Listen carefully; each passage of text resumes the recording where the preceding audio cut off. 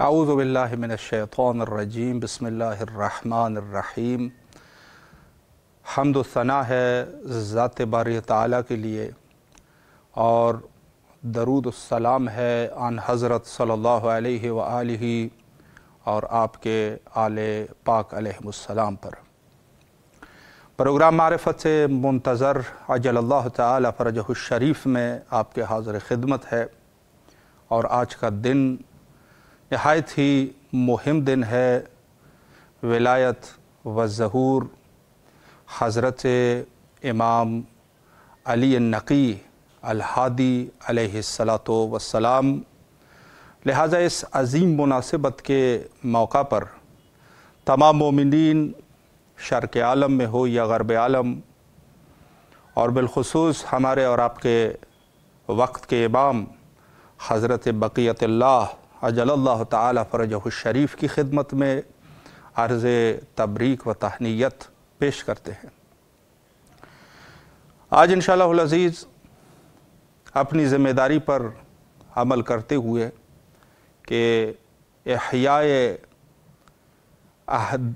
تعلیمات و احیاء ذکر اہل البیت علیہم السلام کو احیاء کرنے کے حوالے سے آج امام علی نقی علیہ السلام کی زندگانی اور آپ کی حیات طیبہ کے عنوان سے انشاءاللہ گفتگو کریں گے، اور اس عنوان سے کہ بڑی اہمیت کے حامل ہے یہ حالات کہ جن کو میں کہتا ہوں کہ اگر سال میں 4-5 یا اس سے زیادہ بھی تکرار کیے جائے تو پھر بھی اس میں جو ہے وہ گنجائش ہے کہ ان کے اوپر گفتگو کی جائے۔ اور آج اسی سلسلے میں مدعو کر چکا ہوں حجت الاسلام المسلمین عالی جناب مولانا سید ابو افتخار زیدی صاحب قبلہ کو لکھنؤ سے، اور اس وقت کنٹرول روم سے فرما رہے ہیں کہ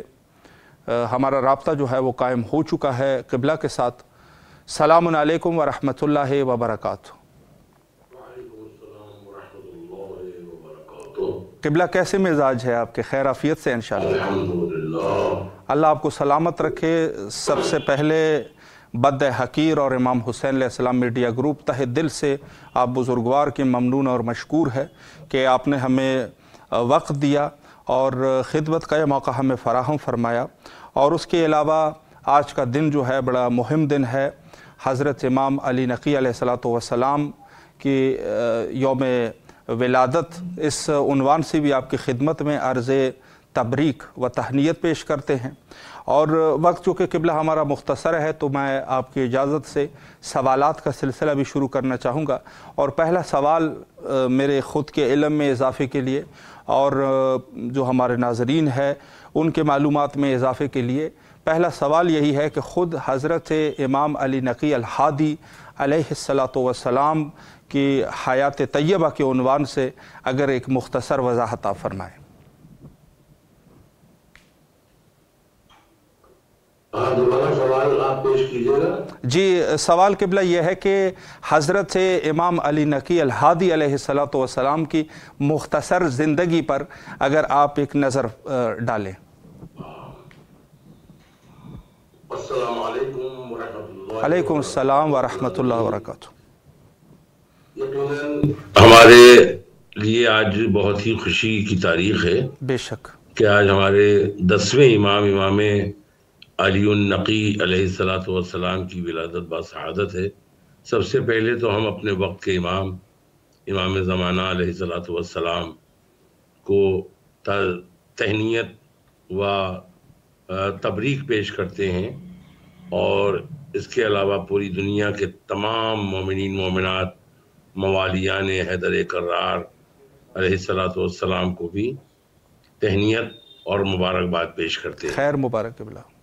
ظاہر ہے کہ یہ خوشی کا موقع ہے، اور ہمیں ہمیشہ اپنے ائمہ کی معرفت کے ذرائع فراہم کرنا چاہیے۔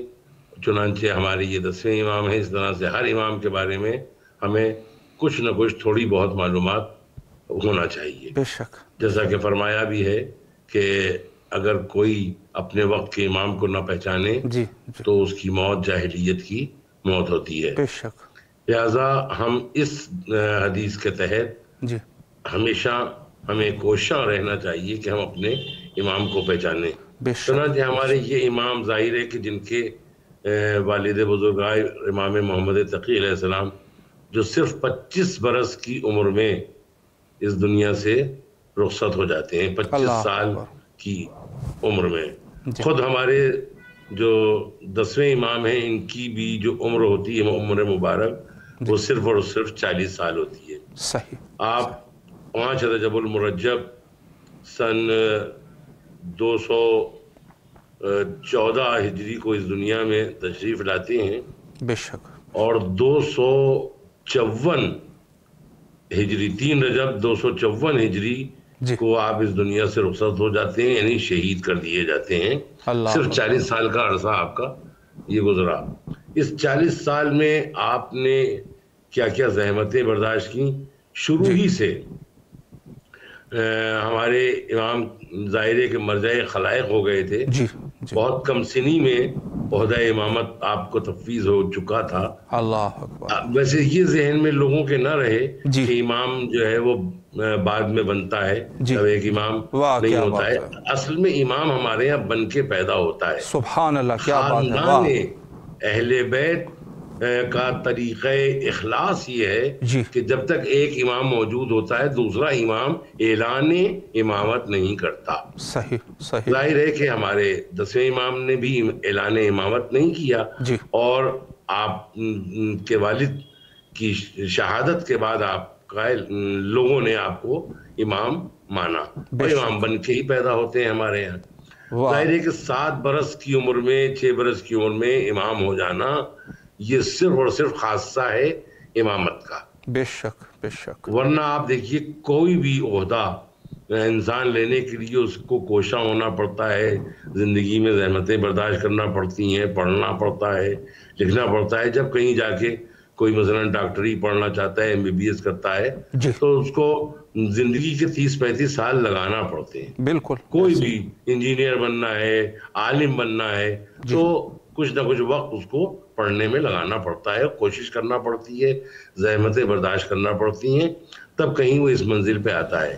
لیکن ہمارا اور ان کا مقابلہ یعنی امامت کا مقابلہ بالکل ہرگز نہیں ہو سکتا، کیونکہ وہ اللہ کے پڑھائے ہوئے ہوتے ہیں، علم لدنی کے مالک ہوتے ہیں بے شک. اور وہاں سے پڑھ کے آتے ہیں، وہاں سے امام بن کے آتے ہیں. لہٰذا ان کے لیے عمر کی قید نہیں ہے. وہ اگر 6 مہینے کے عنوان سے بھی وہ ماں کی گود میں بھی ہوں گے تب بھی وہ امام ہی ہوں گے. اور اس کی مثال ہمارے یہاں بہت واضح، چونکہ سارے لوگ یہی کہتے ہیں کہ ہمیں قرآن کافی ہے، اسی قرآن میں یہ بھی موجود ہے کہ حضرت عیسیٰ علیہ السلام نے کتنے دن کے تھے، 3 دن یا 4 دن کے تھے، تو انہوں نے یہی کہا تھا کہ انی عبداللہ وآتانی الکتاب وجعلنی نبیّا. کیا بات ہے، ماشاءاللہ. میں اللہ کا بندہ ہوں، مجھے اللہ کی کتاب دی گئی ہے اور مجھے نبی بنا کر بھیجا گیا ہے. تو ظاہر ہے کہ جب 3 دن کے حضرت عیسیٰ علیہ السلام یہ اعلان کر سکتے ہیں تو جو فخر عیسیٰ و مریم ہوں، سبحان اللہ. واہ کیا بات ہے قبلہ. واہ. ائمہ علیہ السلام جن کی وجہ سے حضرت عیسیٰ کو نبوت ملی ہو، جن کی ولایت کے اقرار سے، تو وہ کیا نہیں ہو سکتے؟ بے شک. ہم یاد رکھیے حتمی طور پر ہمارے امام چاہے جس سن کے بھی ہوں وہ امام ہو جاتے ہیں. چنانچہ 7 برس یا 6 برس کی عمر میں آپ مرجع خلائق ہو گئے. سبحان اللہ. اور بڑے بڑے لوگ آپ کے درس میں آنے لگے اور ملنے لگے، روابط ہو گئے. تو یہ ظاہر ہے کہ حکومت کو اچھا نہیں لگا. صحیح. جو اس دور کی حکومت تھی، منتصر باللہ تھا یا معتز تھا، تو اس دور میں بہرحال بڑے کئی زمانے آپ کے دور میں گزرے ہیں، مامون رشید سے لے کے معتز باللہ تک. تو اس دور میں آپ کو بڑی اذیتیں پہنچائی گئیں اور اس سے ان کو یہ خطرہ محسوس ہونے لگتا تھا کہ کہیں ہماری حکومت نہ چلی جائے. جبکہ یہ بالکل غلط ہوتا تھا، کیونکہ امام کبھی حکومت چاہی نہیں. امام نے اگر چاہتے تو مولا کائنات جنگ کر کے حکومت کو حاصل کر لیتے. بے شک. لیکن یہ کہ وہ صرف جتاتے تھے حق کہ یہ میرا حق ہے جو تم نے غصب کیا ہے، جی بے شک، لیکن ان کو کوئی دلچسپی نہیں تھی. تو لہٰذا مگر یہ لوگ یہی ڈرتے تھے اور حسد ہو جاتا تھا ان کو.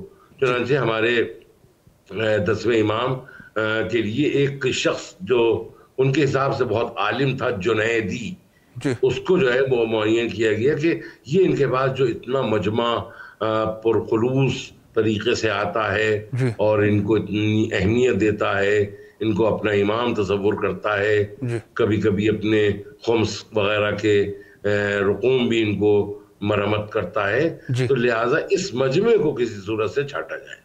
صحیح، اس مجمع کو چھاٹنے کے لیے انہوں نے کوشش کی، جنیدی کو وہاں لگا دیا.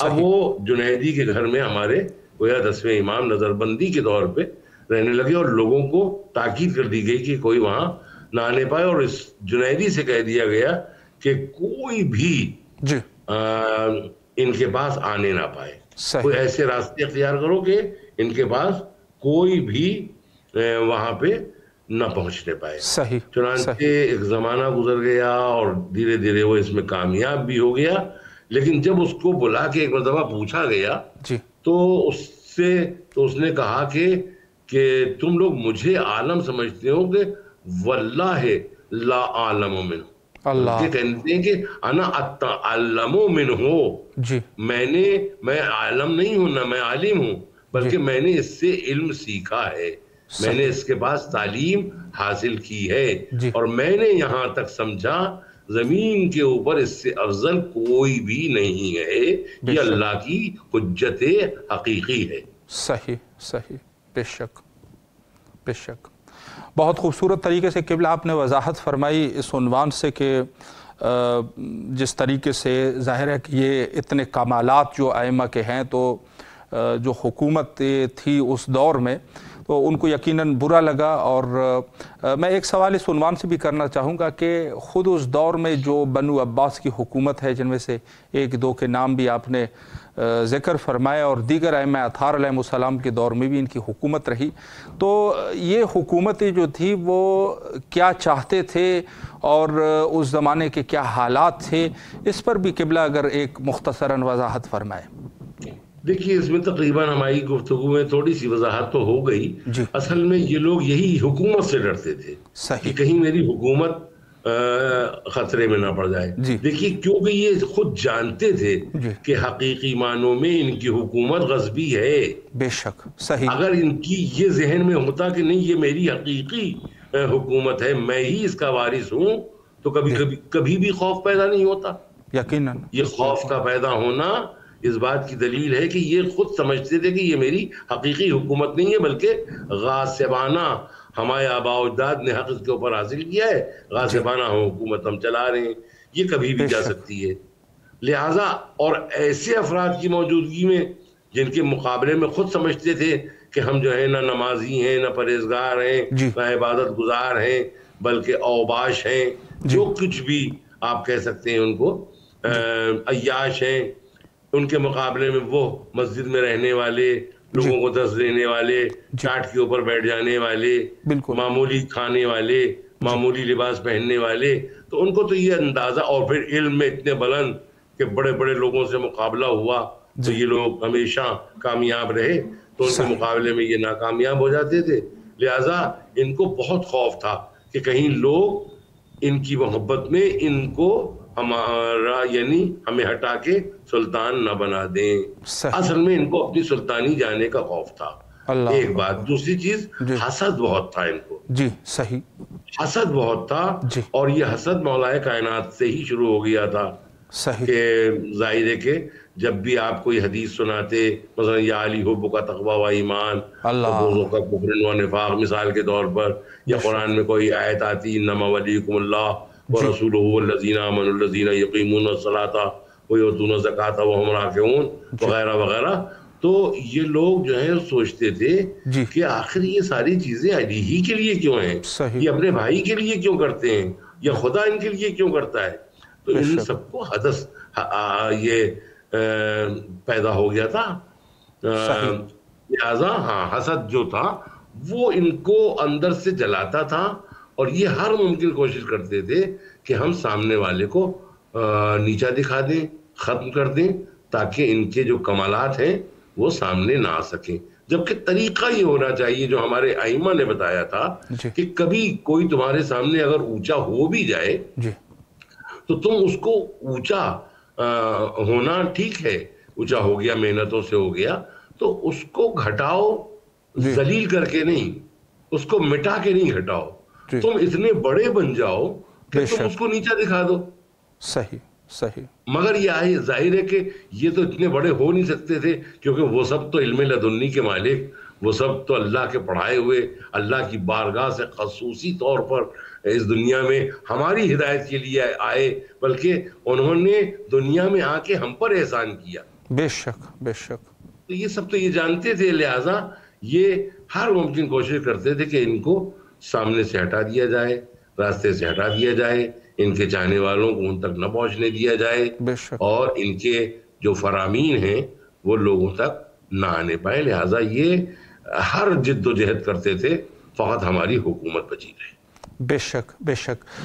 قبلہ ایک سوال اس عنوان سے کہ خود یا امام علی نقی علیہ السلام جو کہ بظاہر تمام ائمہ جو تعلیمات ہے وہ ایک ہی طریقے کے ہیں، تو اس دور حاضر میں ہماری کیا ذمہ داری بنتی ہے اور ہمارے لیے کیا سبق ہے؟